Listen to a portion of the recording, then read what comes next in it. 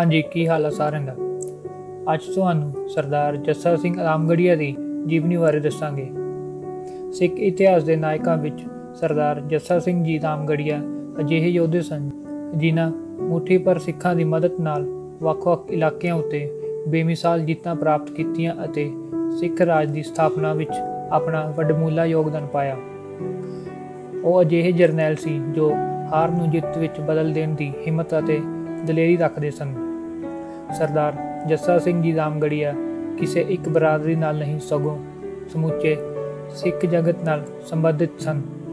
ਉਹਨਾਂ ਦਾ ਨਾਂ ਹਿੰਦੁਸਤਾਨ ਦੇ 18ਵੀਂ ਸਦੀ ਦੇ ਮਹਾਨ ਜਰਨੈਲਾਂ ਵਿੱਚ ਆਉਂਦਾ ਹੈ।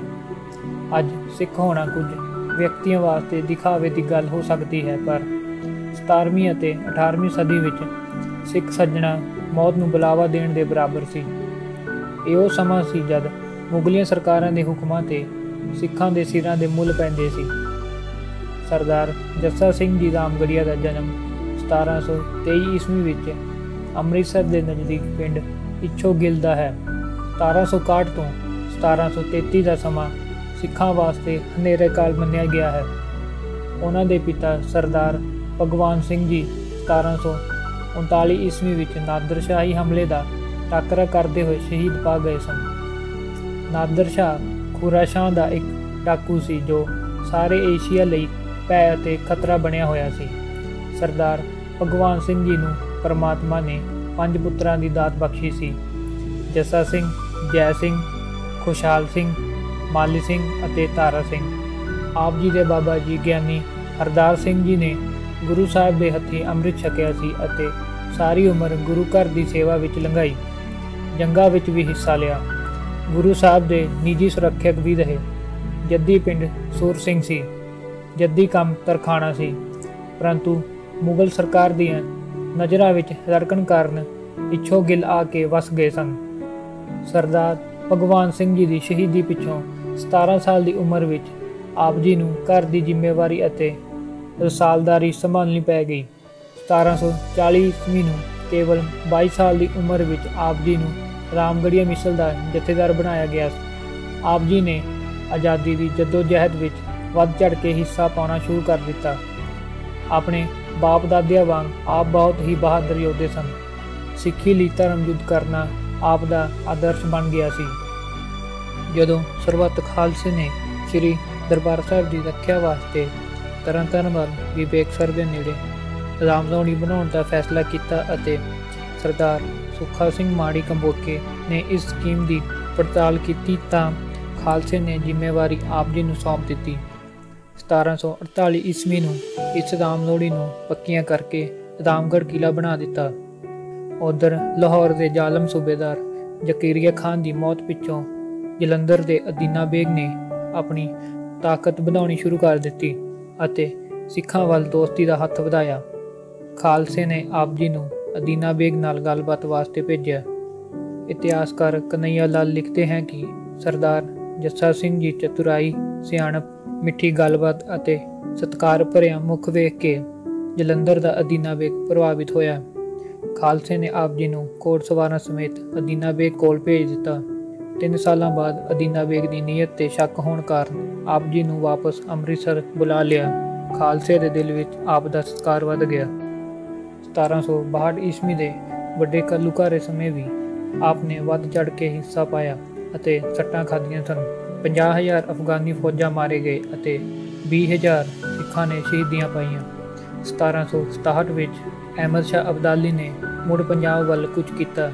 ਖਾਲਸਾ ਦਲ ਵੱਲੋਂ ਆਪ ਅਤੇ ਸਰਦਾਰ ਜੱਸਾ ਸਿੰਘ ਜੀ ਆਹਲੂਵਾਲੀਆ ਨੇ ਬਿਆਸ ਪਾਰ ਹੋ ਕੇ ਅਬਦਾਲੀ ਦੀ ਫੌਜ 'ਤੇ ਜ਼ਬਰਦਸਤ ਹਮਲਾ ਕੀਤਾ। ਲੜਾਈ ਵਿੱਚ ਜਦ ਜੱਸਾ ਸਿੰਘ ਜੀ ਆਹਲੂਵਾਲੀਆ ਨੂੰ ਡੂੰਘਾ ਜ਼ਖਮ ਲੱਗਾ ਤਦ ਸਾਰੀ ਖਾਲਸਾ ਫੌਜ ਦੀ ਅਗਵਾਈ ਆਪ ਨੇ ਕੀਤੀ।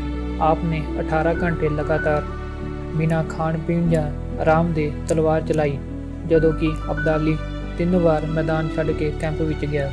ਖਾਲਸਾ ਦਲ ਦੇ ਨੌਜਵਾਨ ਸਿਪਾਹੀਆਂ ਨੇ ਅਫਗਾਨੀ ਫੌਜ ਦੇ ਪੈਰ ਉਖਾੜ ਕੇ ਭਾਜੜਾਂ ਪਵਾ ਦਿੱਤੀਆਂ। ਇਸ ਢਿਲਵਾਂ ਦੀ ਲੜਾਈ ਪਿੱਛੋਂ ਆਪ ਦਲ ਖਾਲਸਾ ਸਮੇਤ ਨਾਇਨ ਦੀ ਪਹਾੜੀ ਰਿਆਸਤ ਦੇ ਇਲਾਕੇ ਵੱਲ ਚਲੇ ਗਏ। ਅਬਦਾਲੀ ਨੂੰ ਭਜਾਉਣ ਪਿੱਛੋਂ ਆਪ ਨੇ ਦੂਜੀਆਂ ਮਿਸਲਾਂ ਵਾਂਗ ਤਾਕਤ ਵਧਾਉਣੀ ਸ਼ੁਰੂ ਕਰ ਦਿੱਤੀ। ਆਪ ਮੈਦਾਨੀ ਅਤੇ ਗੁਰੀਲਾ ਜੰਗ ਦੇ ਮਾਹਿਰ ਸੀ।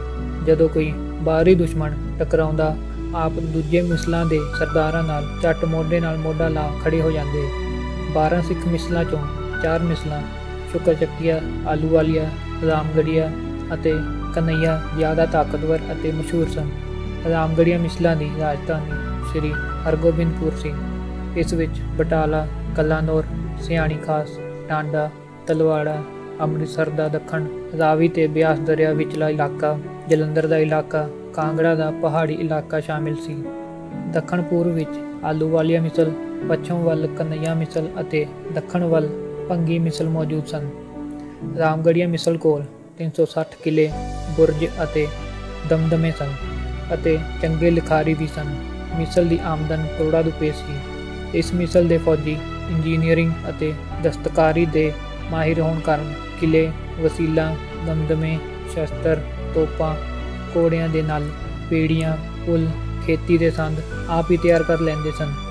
ਗੁਰੂ ਰਾਮਦਾਸ ਜੀ ਦਾ ਅਥਾਹ ਪਿਆਰ ਇਹਨਾਂ ਦੇ ਰੋਮ ਅਤੇ ਤਨ ਮਨ ਵਿੱਚ ਵਸਿਆ ਹੋਣ ਕਾਰਨ ਹਰੇਕ ਚੀਜ਼ਾਂ ਗੁਰੂ ਰਾਮਦਾਸ ਜੀ ਦੀ ਦਾਤ ਮੰਨਦੇ ਸਨ।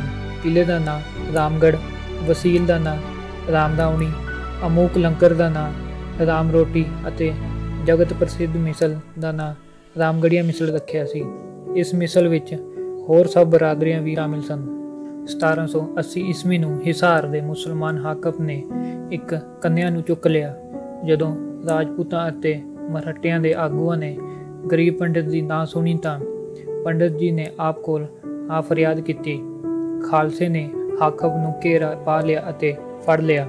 ਕੰਨਿਆ ਵਾਪਸ ਦਵਾਈ 5000 ਰੁਪਏ ਕੰਨਿਆਦਾਨ ਵਜੋਂ ਪੰਡਿਤ ਜੀ ਨੂੰ ਦਿੱਤੇ। ਹਾਕਮ ਨੂੰ ਸਬਕ ਸਿਖਾਉਣ ਵਾਸਤੇ ਕਿਲੇ ਦਾ ਖਜ਼ਾਨਾ ਜ਼ਬਤ ਕੀਤਾ। ਅਬਦਾਲੀ ਮਰਾਠਿਆਂ ਨਾਲ ਪਾਣੀਪਤ ਦੀ ਲੜਾਈ ਵਿੱਚ ਪਿੱਛੋਂ ਆਪਣੇ ਨਾਲ ਸੋਨਾ, ਚਾਂਦੀ, ਹੀਰੇ, ਜਵਾਹਰਾਤ, ਤਖਤੇ ਤੌਸ, 2000 ਹਿੰਦੂ ਮੁਟਿਆਰਾਂ ਅਤੇ ਨੌਜਵਾਨ ਅਫਗਾਨਿਸਤਾਨ ਲਿਜਾ ਰਿਹਾ ਸੀ। ਅਟਕ ਦਰਿਆ ਨੇੜੇ ਖਾਲਸੇ ਨੇ ਆਪ ਜੀ ਦੀ ਅਗਵਾਈ ਹੇਠ ਹੱਲਾ ਬੋਲ ਦਿੱਤਾ। ਅਬਦਾਲੀ ਦੀ ਇਸ ਯੁੱਧ ਵਿੱਚ ਹਾਰ ਹੋਈ।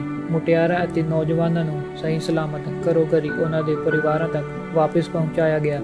1782 ਨੂੰ ਆਪ ਨੇ ਦਲ ਖਾਲਸਾ ਦੀ ਅਗਵਾਈ ਕਰਦੇ ਹੋਏ ਚੰਦੇਸੀ, ਮੇਰਠ, ਮਲਕਾਗੰਜ, ਸਬਜ਼ੀ ਮੰਡੀ, ਮੁਗਲਪੁਰਾ ਆਦਿ ਸੋਧਦੇ ਹੋਏ ਦਿੱਲੀ ਤੇ ਕਬਜ਼ਾ ਕਰ ਲਿਆ ਅਤੇ 11 ਮਾਰਚ 1783 ਦੇ ਦਿਨ ਆਪ ਜੀ ਨੇ ਬਘੇਲ ਸਿੰਘ ਜੀ ਅਤੇ ਹੋਰ ਸਿੱਖ ਜਰਨੈਲਾਂ ਨਾਲ ਮਿਲ ਕੇ ਦਿੱਲੀ ਦੇ ਲਾਲ ਕਿਲੇ ਤੇ ਖਾਲਸਾਈ ਨਿਸ਼ਾਨ ਸਾਹਿਬ ਚਲਾਇਆ।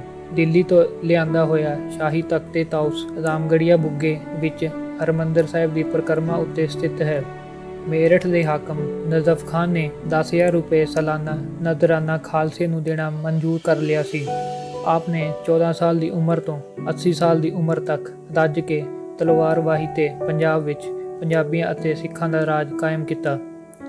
ਆਪ ਨੇ ਆਪਣੇ ਆਖਰੀ ਸਮੇਂ ਵਿੱਚ ਮਹਾਰਾਜਾ ਰਣਜੀਤ ਸਿੰਘ ਦੀ ਲਾਹੌਰ ਉੱਤੇ ਜਿੱਤ ਪ੍ਰਾਪਤ ਕਰਨ ਵਿੱਚ ਮਦਦ ਕੀਤੀ ਅਤੇ ਪੰਜਾਬ ਵਿੱਚ ਖਾਲਸਾ ਰਾਜ ਕਾਇਮ ਹੁੰਦਾ ਆਪਣੀ ਅੱਖਾਂ ਨਾਲ ਵੇਖਿਆ।